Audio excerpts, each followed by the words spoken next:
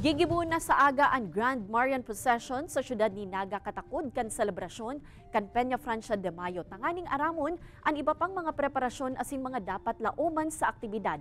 Makakaulay ta live si Ashley Nicole Domanico saro sa mga volunteer organizer kan Peña Francia Grand Marian Procession.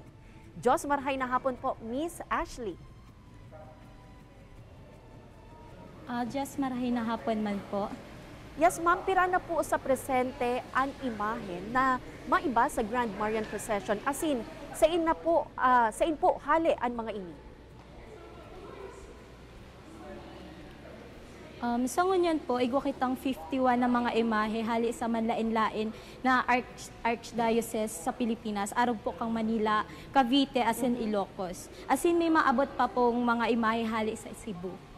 Opo, saan po nagpuun ang idea na ini o inspirasyon para sa Grand Marian Procession? Actually po, iniya pong Grand Marian Procession is century na siyang ginigibo. And ini po is parang preparation na po para sa Canoquial Procession ni Ina. Opo, pira po ang piga-antisiparan tang mapartisipar na mga deboto sa aktibidad? Actually, we're expecting thousands of devotees po from other archdioceses po. Ma'am, igwa po kitang pangapodan sa mga deboto na madalan sa aga sa prosesyon.